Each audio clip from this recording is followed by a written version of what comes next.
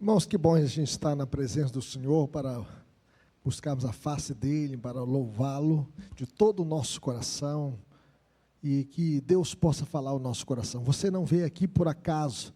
Estamos numa nova série deste livro tão importante, um livro de sabedoria, um livro que mostra a futilidade da vida sem Deus. A vida só tem sentido quando Deus é tudo na nossa vida.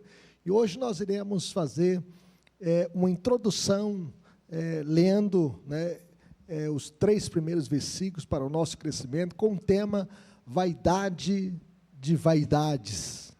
Nós convidamos os irmãos a abrir as suas Bíblias comigo, nesse texto, para a nossa edificação. Abra sua Bíblia, você que está em casa também, que recebeu esse link, compartilhe com outras pessoas, chame os seus parentes, amigos, e para participar com você do estudo deste livro tão importante, o livro do Eclesiastes, ou o Pregador. Vamos ler esses 3 versículos juntos. Eu convido os irmãos a se colocarem em pé mais uma vez, vamos lê-lo juntos. Você que está em casa também, acompanhe essa leitura com fé e esperança. Todos juntos? Palavra do pregador, filho de Davi, rei de Jerusalém. Vaidade de vaidades, diz o pregador, vaidade de vaidades, tudo é vaidade. Que proveito tem um homem de todo o seu trabalho, com que se afadiga debaixo do sol? Que Deus nos abençoe. Oremos. Pai querido, fale conosco, Deus, que possamos entender a Tua palavra e extrair dela lições que possam marcar a nossa vida hoje e para sempre.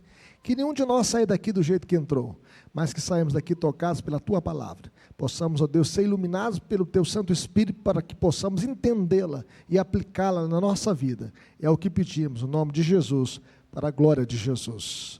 Amém. Poder sentar, meus irmãos. Poucos livros, meus irmãos, provocam tanto espanto e até desconforto como o livro de Eclesiastes. Segundo o doutor Emílio Garófalo Neto, ele diz que Eclesiastes é um livro complicado, é um livro que me assusta. Ele diz, é a palavra de Deus, inspirada pelo Espírito Santo, e me assusta, pois às vezes é difícil de entender. Muitas vezes nós questionamos, por que esse livro está no cano sagrado? Alguns ao lê-lo o consideram como pessimista demais, outros até se perguntam se realmente ele deveria estar na Bíblia, pois parece ir contra tudo o que a Bíblia ensina. Contudo, meus irmãos, Eclesiastes não foi escrito para nos lançar ao desespero, mas abrir os nossos olhos à realidade da vida. Uma vez que sem Deus a vida é sem sentido, a vida é vazia, a vida é correr atrás do vento. A vida só tem sentido quando Deus é tudo na nossa vida. Salomão, o homem mais sábio dos reis, viveu tudo que um ser humano pode desejar. Ele tinha riquezas, muitas posses, prazeres, ele tinha mulheres, 700 princesas, 300 concubinas, e ele era considerado na Bíblia o homem mais sábio do seu tempo. Ele teve muitas conquistas. Ele construiu o templo em Jerusalém, chamado Templo de Salomão. Ele tinha muita fama, muita glória, muita pompa, mas ao olhar para tudo isso, ele concluiu que debaixo do sol, isto é, quando a vida é vista apenas na perspectiva humana, apenas de modo horizontal, sem referência ao Criador, tudo não passa de vaidade, vaidade de vaidades, diz o pregador, tudo é vaidade. Um sopro é a vida que logo se dissipa. A expressão debaixo do sol, ela aparece 27 vezes em Eclesiastes. Isso significa, olhando a vida na perspectiva humana, a vida debaixo do sol, todos nós vivemos debaixo do sol. A expressão vaidade de vaidades aparece neste livro 35 vezes. 35 vezes. Isso significa que a vida é um sopro, é transitória e sem sentido neste mundo caído. Nós vivemos poucos dias. Alguns vivem mais de 80, alguns chegam a 100 anos, mas são poucas pessoas. A nossa vida é curta. Por isso ele fala aqui que vaidade, de vaidades, tudo é vaidade. A vaidade aqui não significa uma pessoa vaidosa olhando na frente do espelho para ver se o cabelo está bem penteado, se a roupa está combinando. Não é essa vaidade que ele está falando. E a pessoa que se olha na frente do espelho se achando linda, né, pomposa, mas que a vida longe de Deus é o maior de todos os vazios. Esse é o sentido de vaidade, vaidade. A vida sem Deus não faz sentido. No entanto, o pregador não é um cínico amargurado, mas um pastor preocupado. Ele nos convida a encarar de frente a futilidade da vida sem Deus, para então nos conduzir ao temor do Senhor. Esse texto de Eclesiastes termina dizendo que a suma de tudo é: tema a Deus e guarda os seus mandamentos. E ele mostra que a verdadeira satisfação nós só encontramos em Deus. Só Ele pode preencher o vazio do coração humano. Alguém chega a dizer que o coração humano tem um vazio do tamanho de Deus, e só Deus pode preenchê-lo. E ao iniciar o livro com a afirmação vaidade, vaidade, tudo é vaidade, que proveito tem um homem de todo o seu trabalho debaixo do sol, Salomão nos confronta com a pergunta que ecoa em todas as gerações: vale a pena viver uma vida sem Deus? Será que vale a pena passar a sua existência neste mundo sem Deus? Por essa razão, nós devemos estudar o livro de Eclesiastes. Segundo Philip Hayek, nós devemos estudar o livro de Eclesiastes, vai aparecer na tela aí, por algumas razões. Primeira, porque é honesto sobre a vida. Eclesiastes é um livro honesto sobre a vida. Eclesiastes encara de frente as frustrações, as injustiças, as dores, as vaidades deste mundo caído, deste mundo perverso. Ele não esconde a dureza da existência humana, ajudando-nos a ser honestos com Deus em nossas próprias dificuldades. Quem é que não enfrenta as decepções, as frustrações, as dores, as injustiças dessa vida? Em segundo lugar, por que estudar o livro de Eclesiastes? Porque mostra o fracasso de uma vida sem Deus. Como a vida sem Deus é uma vida fracassada. O autor, ele teve riquezas, ele teve prazeres, ele teve sabedoria acima de todos, mas ele concluiu que tudo era vaidade. Isso nos alerta, meus irmãos, para não buscar o sentido em coisas passageiras, em coisas transitórias, em coisas efêmeras, mas que nós possamos buscar o sentido da vida em Deus. A Bíblia diz que na presença de Deus há plenitude de alegria, e Ele preenche o vazio do nosso coração. Mas em terceiro lugar, por que estudar o livro de Eclesiastes? Porque faz as perguntas principais da vida, as grandes perguntas da existência. Qual o sentido da vida? Deus se importa? Por que há sofrimento neste mundo? Vale a pena viver? E essas perguntas continuam sendo atuais, falam profundamente ao coração humano. Alguém disse que o livro de Eclesiastes é o livro mais contemporâneo da Bíblia. É o livro mais atual da Bíblia, este livro de Eclesiastes. Porque ele faz pergunta que nos confronta sobre a existência humana. Mas por que estudar Eclesiastes? Porque revela quem Deus é. Este livro revela quem Deus é. Mesmo em meio às dúvidas, às incertezas, o livro apresenta Deus como Criador. Ele fala assim: lembra-te do teu Criador nos dias da tua mocidade, antes que venham os maus dias, e você chegue à conclusão, né, que a sua vida passou no vazio, no desgosto. Então ele nos leva a reconhecer a nossa dependência total do Senhor. Esse livro fala da soberania de Deus, fala de um Deus justo, porque Ele vai julgar os justos e os ímpios, e dar a cada um segundo as suas obras. Este livro também deve ser estudado, porque ele ensina a viver de forma prática. Como é que nós devemos viver de maneira prática a vida? Ele dá orientações sobre o dinheiro, ele dá orientações sobre os prazeres, ele dá orientações sobre o trabalho, sobre o poder e até sobre a morte. Ele diz a respeito como nós devemos viver a vida. E ele mostra que nós devemos viver a vida de modo coerente com a vontade de Deus.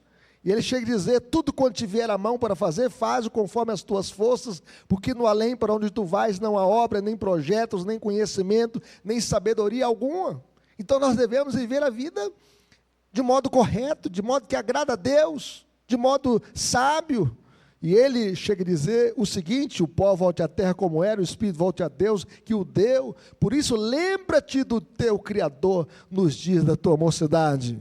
E ele conclui dizendo o seguinte: de tudo que se tem ouvido, a suma é: teme a Deus e guarda os seus mandamentos, porque isso é o dever de todo homem, porque Deus há de trazer a juízo todas as obras, até as que estão escondidas, quer sejam boas, quer sejam más.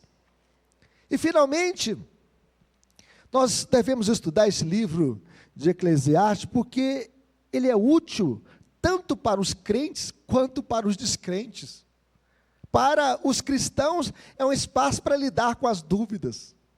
Muitas vezes nós enfrentamos as dúvidas da vida. As pessoas às vezes perguntam: de onde eu vim? Por que estou aqui? Para onde eu vou? E nós encontramos resposta deste livro.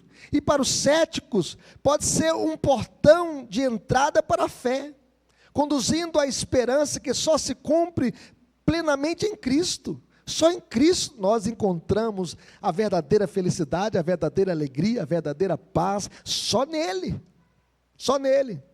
Então, em resumo, meus irmãos, nós devemos estudar Eclesiastes porque ele nos confronta com a realidade da vida e expõe a futilidade de viver a vida longe de Deus, sem Deus na nossa história. Além do mais, este livro nos ajuda a lidar com as dúvidas profundas e nos ensina a temer ao Senhor e nos aponta que a verdadeira felicidade está em Cristo. A grande ideia dessa passagem é que sem Deus a vida é sem sentido, mas com Deus a vida tem propósito. Vamos dizer isso comigo? Sem Deus a vida é sem sentido, mas com Deus a vida tem propósito. Escreva isso na sua Bíblia. Sem Deus a vida não tem sentido, mas com Deus a vida tem propósito. E nessa passagem inicial, o pregador nos apresenta 3 verdades que revelam a futilidade da vida sem Deus e apontam para a necessidade de encontrar em Cristo o propósito da existência, o verdadeiro propósito da vida. Em primeiro lugar, nós podemos ver que o pregador se apresenta. Veja o que diz o verso 1. Vamos ler esse versículo comigo? Palavra do pregador, filho de Davi, rei de Jerusalém. Vamos dizer isso mais forte? Palavra do pregador, filho de Davi, rei de Jerusalém. Então ele começa dizendo palavra do pregador. É por isso que esse livro se chama Eclesiastes. Eclesiastes é uma forma derivada da palavra grega eclesia, a palavra que fala a respeito da igreja, eclesia. E o pregador aqui é Kohelet, aquele que fala na eclesia, aquele que fala na igreja, aquele que fala na congregação. O autor, meus irmãos, se identifica como o filho de Davi, rei de Jerusalém. Embora haja alguns debates acadêmicos negando a autoria salomônica, tudo indica tratar-se de Salomão, o filho de Davi, rei de Jerusalém. Salomão é o único filho imediato do rei Davi que reinou depois dele em Jerusalém. Salomão reinou em Jerusalém 40 anos. Salomão construiu um grande templo para adoração ao Senhor. Salomão fez uma oração de dedicação daquele templo, que a gente lembra desta oração que Salomão fez. E ele registra até as palavras do Senhor, dizendo: se o meu povo que se chama pelo meu nome, se humilhar, orar e me buscar, e se converter dos seus maus caminhos, então eu ouvirei dos céus, perdoarei os seus pecados e sararei a sua terra. Então, Salomão se identifica aqui como pregador, aquele que fala na assembleia, que fala na igreja. Ele não escreve, meus irmãos, como um filósofo abstrato, mas como um pastor que quer instruir o seu povo. Por isso, palavra do pregador. Philip Hayek lembra que o pregador não é apenas um mestre numa sala de aula, mas um pastor em sua congregação, guiando o povo de Deus a enxergar a realidade sob a perspectiva divina. Que a gente possa olhar além do sol, não apenas abaixo do sol. Todos nós estamos debaixo do sol, mas debaixo do sol tudo é vaidade. Quando a gente olha a vida apenas na perspectiva humana, a gente fica desesperado, iludido, cansado, fadigado, sem esperança. Mas nós devemos olhar além desta vida, além do sol. Por isso o salmista chega a dizer: eleva os meus olhos para os montes, de onde me virá o socorro? O meu socorro vem do Senhor, que fez os céus e a terra. É para Ele que nós devemos olhar. Imagine, meus irmãos, um pai experiente e sábio, que após ter vivido de tudo, reúne os seus filhos e diz: deixe-me contar o que realmente vale a pena na vida. O pai que já viveu, e ele passa instruções para os seus filhos, um pai sábio, um pai experiente. É assim que Salomão fala conosco. Dessa forma, meus irmãos, nós devemos olhar para Jesus, o mestre dos mestres, aquele que é filho de Davi, que é filho de Abraão, da tribo de Judá. Davi é da tribo de Judá e Jesus é da tribo de Judá. Ele é o mestre dos mestres. Ele é o verdadeiro mestre que nos reúne como sua igreja. Ele que edificou a sua igreja: edificarei a minha igreja e as portas do inferno não prevalecerão contra ela. E a Bíblia nos ensina que em Cristo estão escondidos todos os tesouros da sabedoria e do conhecimento. Toda a Bíblia aponta para Cristo. Cristo é filho de Davi, filho de Abraão, filho da promessa, da tribo de Judá. Ele é o mestre dos mestres, ele é o grande pregador, é aquele que andou por toda parte, pregando o evangelho, ensinando na sinagoga e curando a todo o oprimido de Satanás. Cristo, meus irmãos, é o tesouro supremo.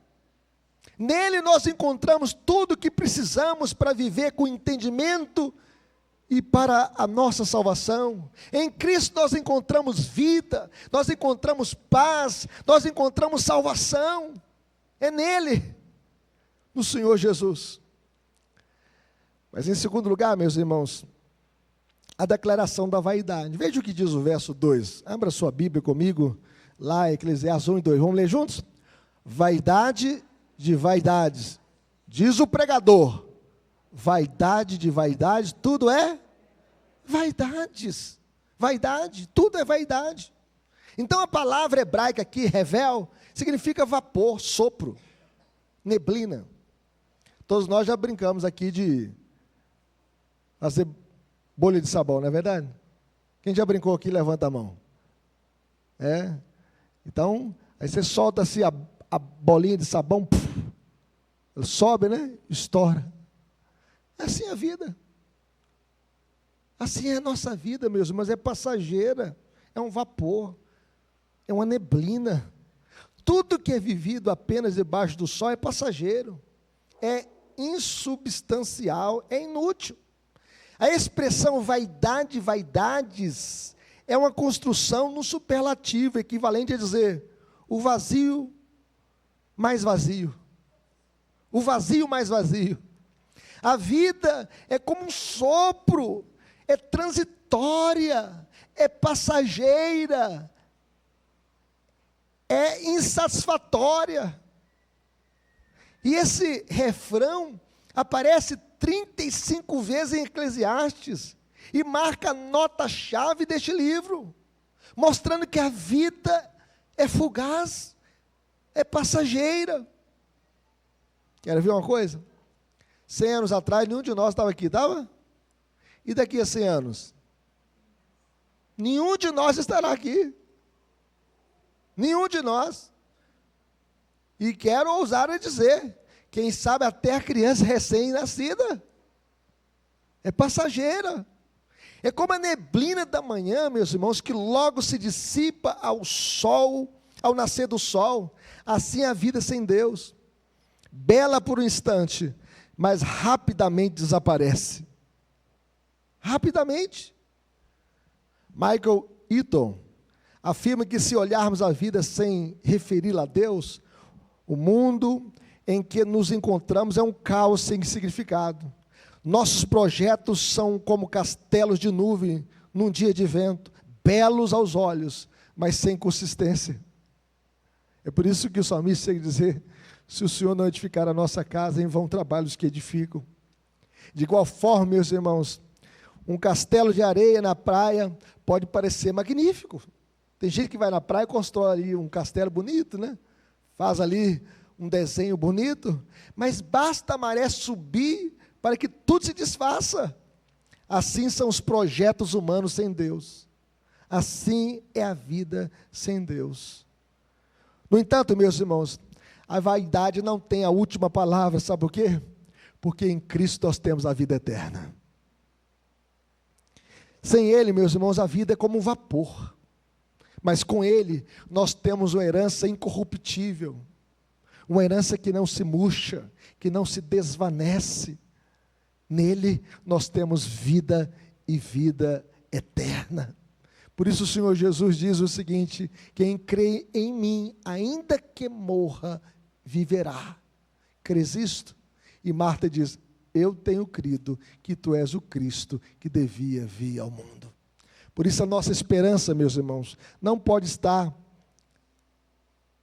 abaixo do sol, mas além do sol, naquele que nos deu vida e vida e abundância, naquele que veio a este mundo para morrer a nossa morte, a pior morte, a morte de cruz, para nos dar vida e vida eterna.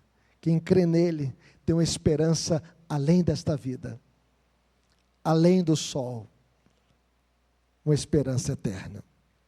Mas em terceiro lugar, meus irmãos, o questionamento sobre o trabalho. Veja o que diz o verso 3, vai aparecer aí na tela, nós iremos lê-lo juntos. Vamos lê-lo juntos? Que proveito tem um homem de todo o seu trabalho, com que se avadiga debaixo do sol? A palavra aqui, proveito, meus irmãos, sugere lucro, sobra, resultado. Quem é que quer trabalhar e não quer ter resultado do seu trabalho? O lucro do seu trabalho.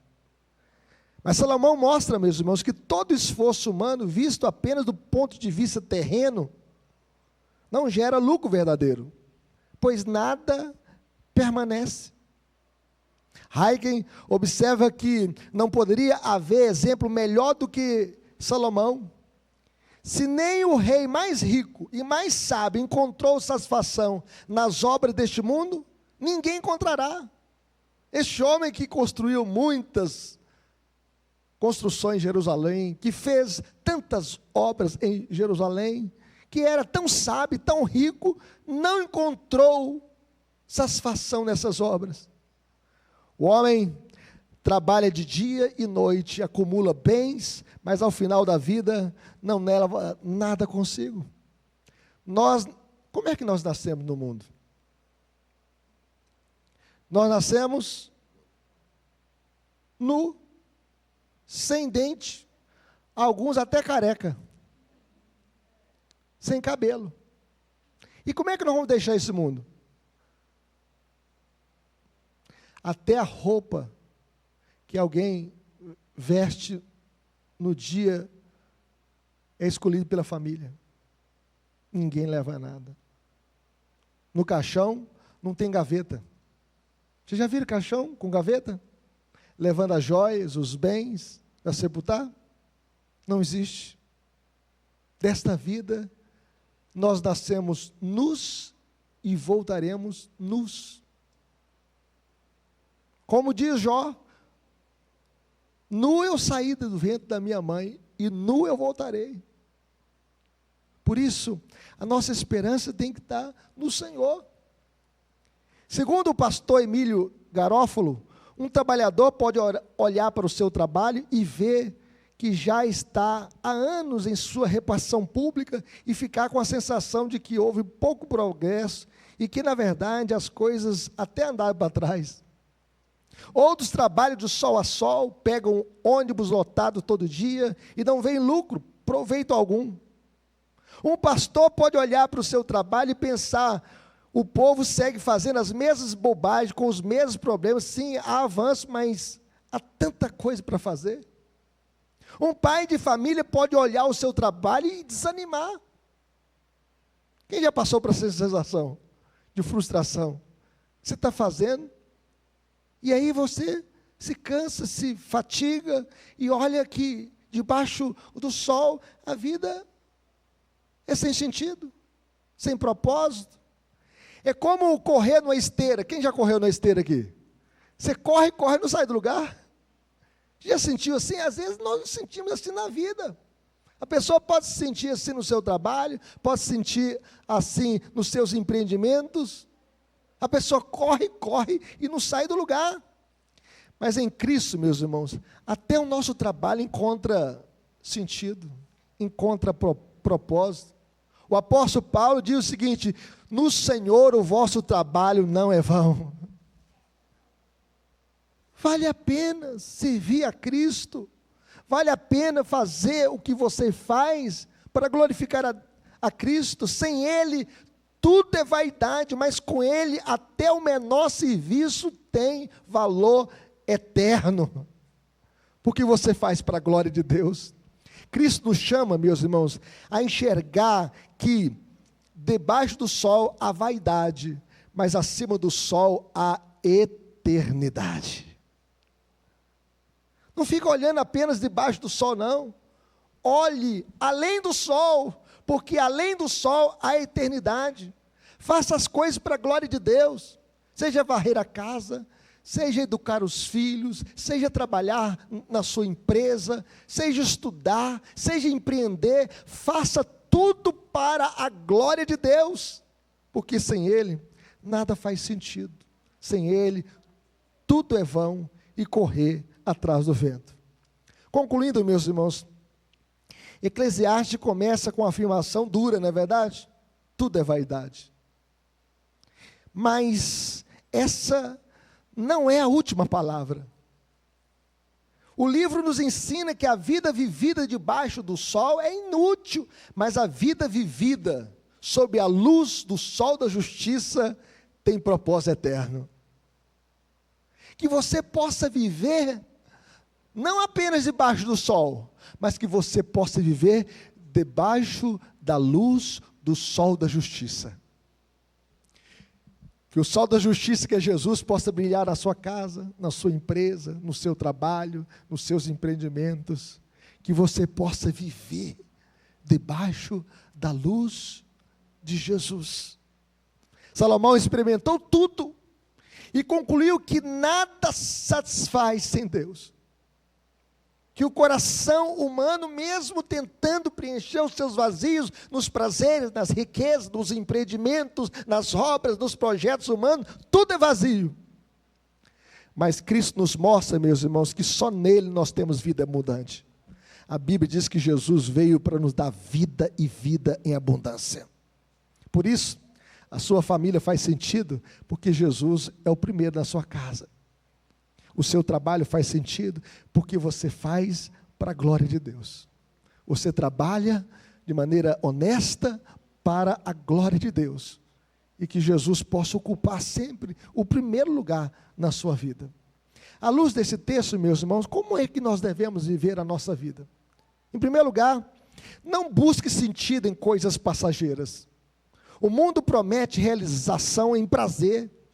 O mundo promete noitadas, prazeres.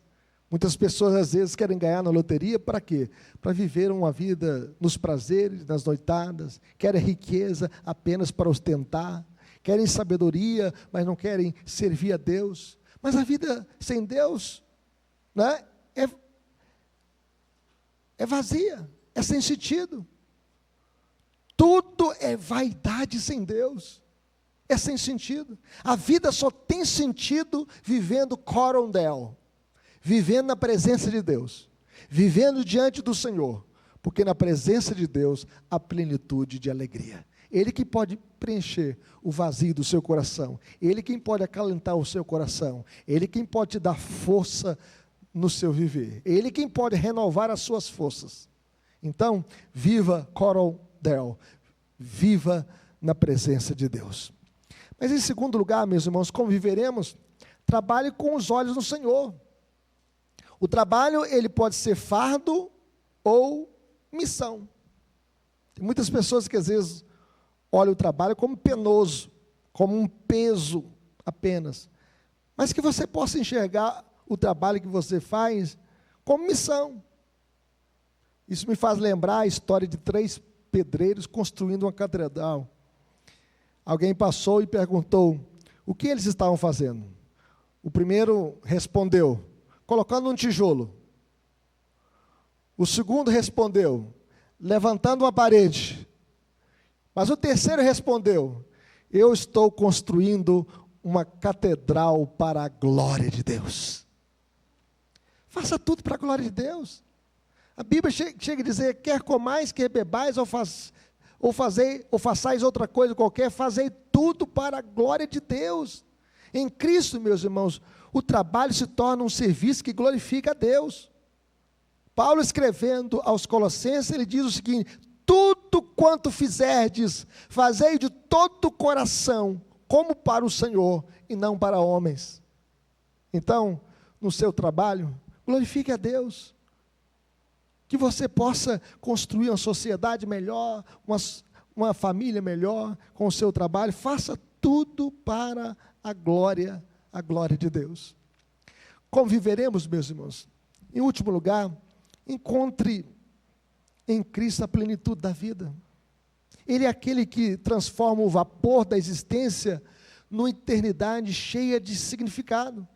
A vida só tem sentido quando Cristo é tudo na nossa vida. Que Ele ocupa o primeiro lugar na sua vida. Agostinho chega a dizer, creio que vai aparecer aí na tela, eu até coloquei, olha que frase, Agostinho ele tinha uma vida na boemia, nas noitadas, ele recebeu um Novo Testamento de um adolescente que diz, toma e leia, e ele leu, e ali se converteu, era na Praça de Milão, a sua mãe chamava-se Mônica, uma mulher de oração, nunca deixou de orar por Agostinho, e Agostinho se tornou um grande escritor, um grande pregador do Evangelho, e ele chega a dizer, fizeste-nos para ti, e inquieto está o nosso coração, enquanto não repousar em ti. O nosso coração sem Cristo é inquieto, mas quando ele repousa em Cristo, ele encontra descanso, paz e felicidade. A vida só ganha sentido quando nós olhamos além do sol, para aquele que é a luz do mundo, o sol da justiça.